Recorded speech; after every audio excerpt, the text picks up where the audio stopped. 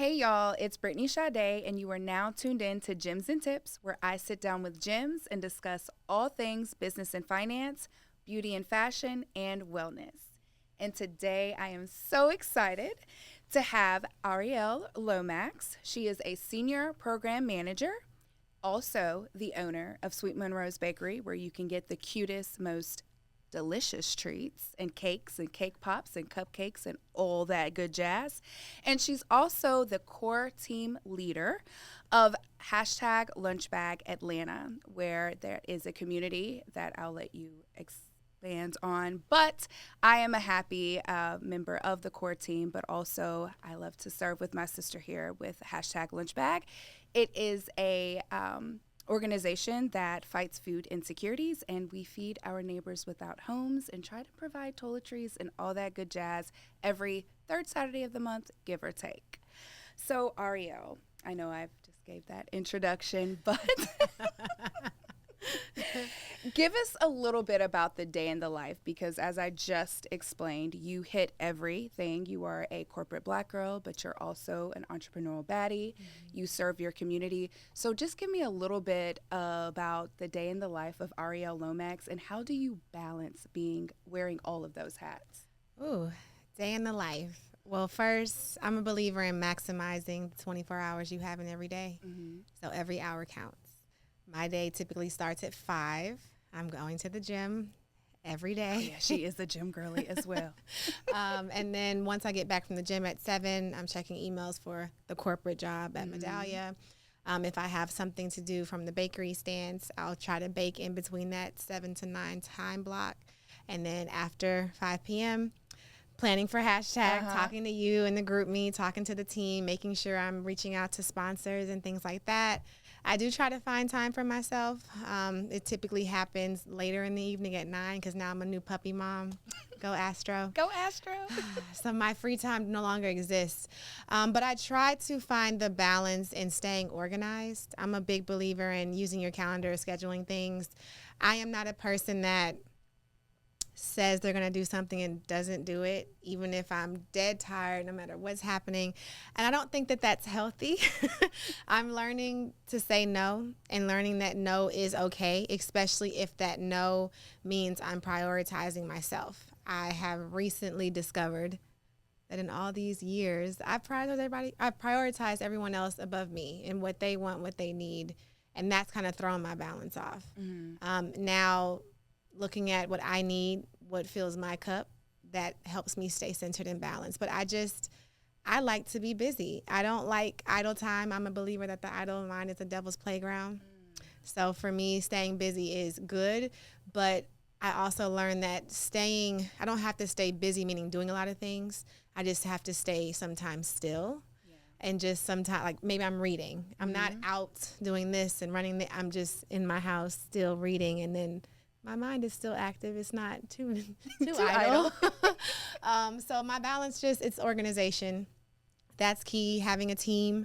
I think the core team with hashtag, I'm learning how to not hoard the work and hoard everything and do it myself, because, I can. But I'm like, no, I have people. Let me ask, can they help me with this? Can they help me with that? I don't clean my house as much anymore. I hire our cleaning lady. Like, you have to find money. Time is money. So if I can free up my time by paying someone to do something that I don't want to do or don't have the capacity to do, I'm going to do that. I love that.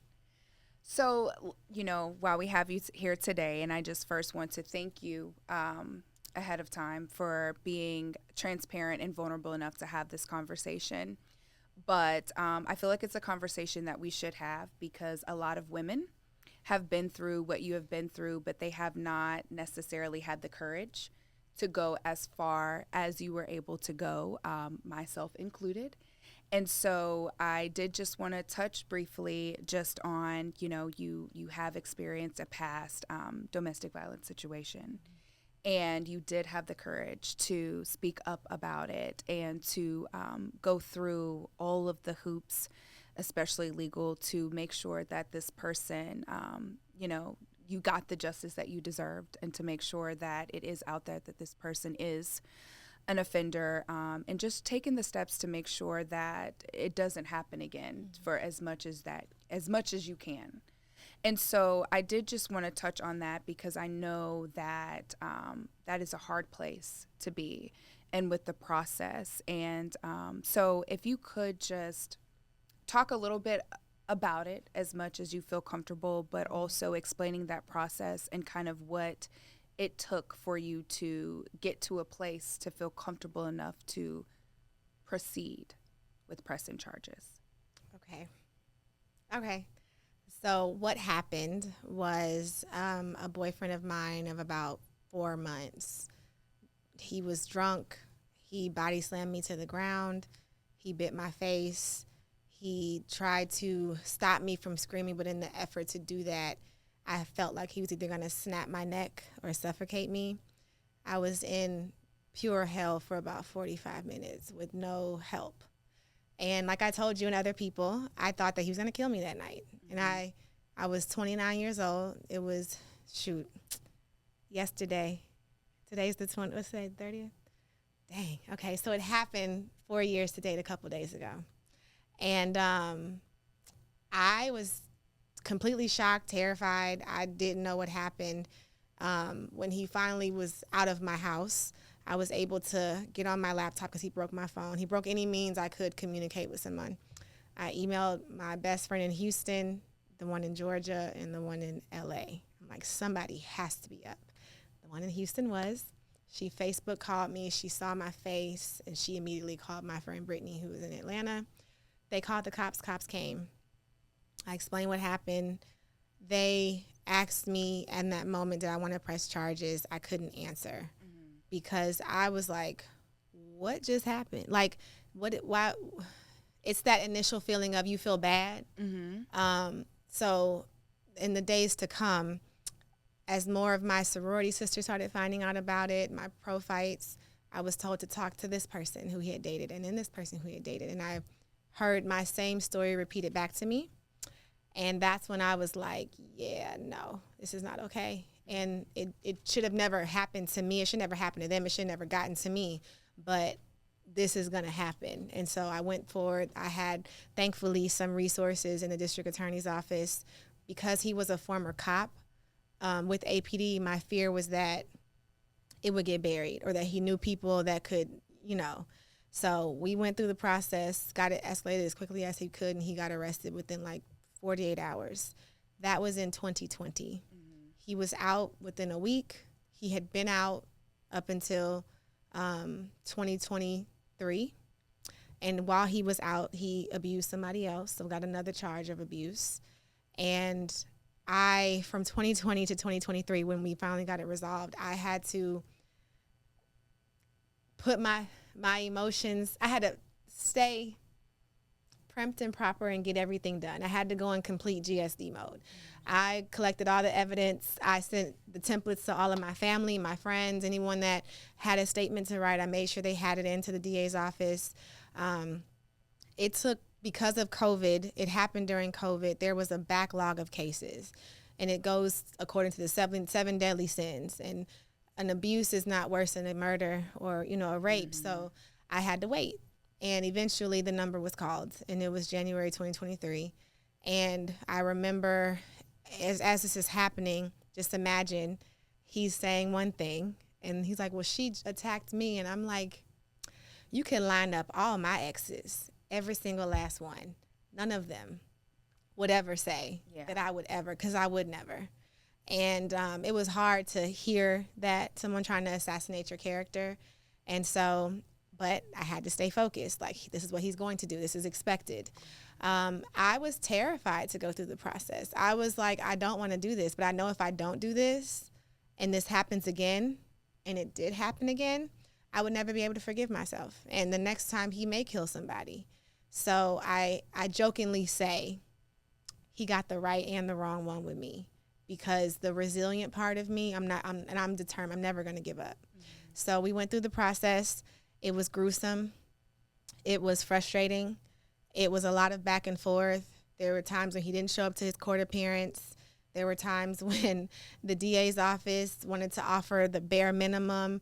And it was just a lot of back and forth. But what eventually happened was we had one last hearing. Actually, backing up, the judge actually approved. I was number 5. He approved the other 4 women, to be key witnesses in my case. Though the statute of limitations had expired for them, he heard what they had to say, the gruesome details of him punching a girl in her face, dragging a girl by her braids, all of the things, and let them be witnesses for me. And I told them, I'm getting him for all of us. Like, this isn't just about me. It's about all of us and everybody that is not here that we know have also been abused by this man. So November, had a hearing, one last opportunity for him to plead guilty, take the deal. He said, nope. The judge told him, you need to know when you have bats and when you have balls. Okay? Strikes and balls in the baseball. Yeah, in the baseball world. Right. Yep. And he said, we spend a lot of money on domestic violence in this state. And if you want to pick your jury, everyone's going to be one person removed from domestic violence. So if you want to go there, go there. But if you're asking me what I would give you 10, because that's what they offered you. You want to do probation. So the day comes for jury selection. I'm getting ready for work because I know I was supposed to testify the day before my birthday. And I was scheduled to testify. I'm trying to get through work. I get a call, come down to the courthouse. He wants to take a deal. And I was like, wait, can he do that? Because the judge told him no. They're like, yeah. So he ended up taking a deal, which was 3 years in jail, 7 years on probation. And I was elated. I was very much, God had me the whole time. And that's the one thing I think this process taught me, was to have faith and just trust in the process. You don't know the destination. I had a lot of moments where I'm like, oh, why did this happen to me? And then the other question was, why not you? Look at all the support you have. Look at all the friends you have. People don't even have this. Yeah. Like, the only way I was able to get through that and endure was to be able to have people like you to lean on. Like, if I needed you to come over and just sit with me while I cry, she's like, okay, I'm coming. We just gonna sit here? You're just gonna sit? I don't care. You want to eat? No, yeah. Okay. But it's true. I'm very blessed, and I do not take that for granted. And it's very difficult because I wish I could just package up all my friends and everyone that's going through this, just support them. Yeah. But I can't. And so I just tell people, like, you have a voice and you stand on that. I heard this, have a principle and stand on the principle. And just know that you deserve to be fought for, protected, and cared for. And if at any point in time, it's very sad to me to know how many people have gone through this, and it's normal. It is not normal. What you went through is not normal. Just because you didn't go through the legal route doesn't make it any less not normal. And I did this for you too. And I will do it 30 times over. I would go through that every single time if it helped someone else to not go through it. Yeah. Even the process of which, after he did that, there was a series of apologies, right? Of that, trying to convince you that the situation at hand was not that big of a deal. So, just if you could just touch on kind of that, just the importance of getting past that, because a lot of times, abusers will apologize, and whether they blame it on it being something that happened with them, or they try to make you think that you were the cause of it, just kind of pushing past that and realizing that regardless of what the situation or the excuse may be, that it's not right. So how was that for you, kind of getting, hearing that from somebody, the apology or the excuse, and just like being able to get to a place of where you're like, regardless, like, this just is not right. I have to move forward with my decision. So this man has not spoken to me since that night in 2020. He tried to call me immediately thereafter. I was confused. He had his dad call me, and he just wanted me to tell you he's sorry. I'm like, did he tell you what he did? No. And then he talked to my best friend and told her, like, I was drunk. I want to talk to my girlfriend. And I'm like, he doesn't understand. Like, this, you ain't talking to me. And I had blockers. I had people like decline. Like, this is not something we're going to normalize. And from me not answering the call, it went from I'm sorry to, okay, now I have to say that she did something. And even to the last, so I'm going to touch on this. Yeah. And whenever you're going through a court situation and either the person is found guilty or they take a deal, as a victim, you have the opportunity to make a statement. And I made a very detailed statement. I made a statement for me and the other 4 women, but I also made a statement to everyone else about just this process. He also had a chance to speak. He took no accountability. He never apologized. He lied and said I was pregnant. He did everything he could to try to stop what was already happening. And now, believe it or not, because it's a 3-year sentence, we are now preparing for his parole. Yep. And they're asking, I get to write a letter. That letter is going to say he had no remorse. Even when he never said, I'm sorry. So I want him to see him serve he'll get out eventually, but I wanted him to serve the full sentence so he can really see how we felt. For 3 years, I didn't get to live my life the way that he was living his. And that, to me, it isn't about getting revenge. It's just about justice. And an apology does not change the action. Actions, not words. Words, to me, don't tell me nothing. Show me. Yeah. And you showed me what I meant to you the moment you put your hands on me. The moment you bit my face like a dog. You showed me who you were. So I would encourage women and men, because I know it happens both ways. Yeah. An apology, no. Like, I'm a believer in one time. It only happened once. That's all it needed to happen for me was once. And I know with other women, they went back. And so he's used to saying, I'm sorry, and it being okay. This was the first time where he was like, dang, it ain't going to work, because it's not. Because this is not normal.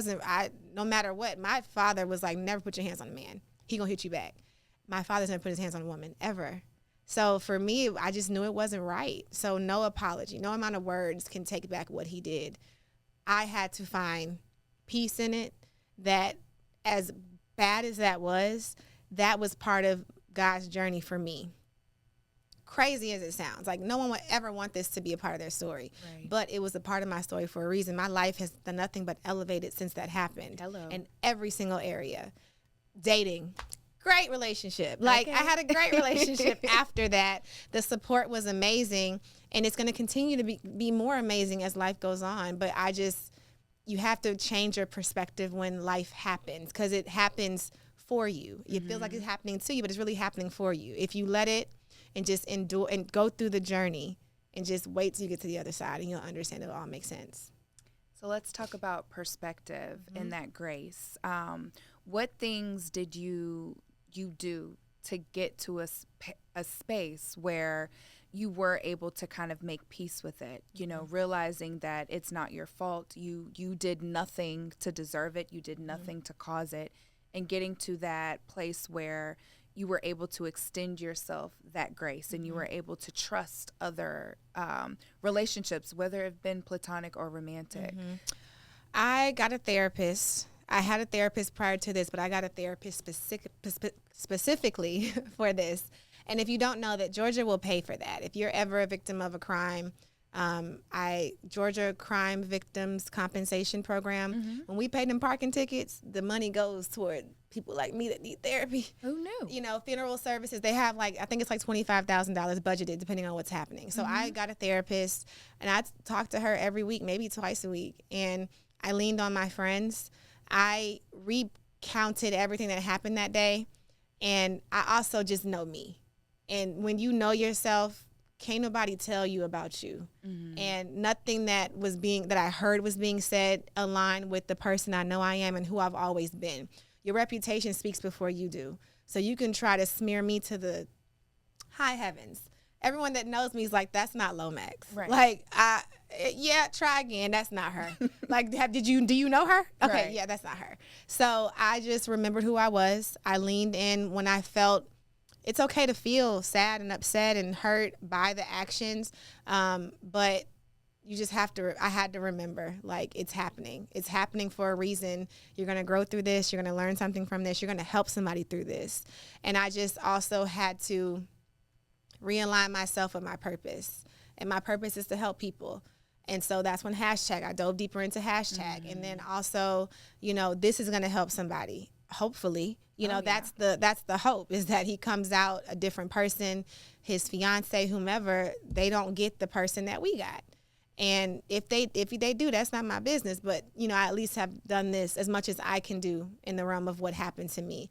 And the grace part, I'm still learning grace. I give everyone else more grace than I give me. Mm-hmm. I think that's just because I've always put everyone else before me. But now grace for me looks like just sitting in how I feel right now. If I'm happy, be happy. If I'm sad, be sad. But I always try to gut check myself and think about perspective, and like, it could have been so much worse. And just be understanding and be gentle with yourself. No one ever told me to suck it up. That's a lie. Some people told me not to think about it. Don't let it get. I'm like, that's not fair. That's not fair, because I have nightmares. Like, I used to have nightmares with his hands around my neck. Like, it was crazy. But I was able to call certain people when that happened. I was able to talk through it. I would wake up and just affirm myself. I've really gotten more spiritually aligned with God and reading my Bible. Hung by the Tongue is the book, okay? Hung by the Tongue. Hung by the Tongue. Yes, it helps you remember where to go when you have certain moments. So if you need to remind yourself of grace, go to this scripture. Mm-hmm. Just remember God's word and let God's word drown out everything else that's happening. I love that. Oh my gosh. My resilient caramel macchiato. I really, I've always told you how it's just amazing. The process and being able to live, through it with you, feeling like it was justice for all.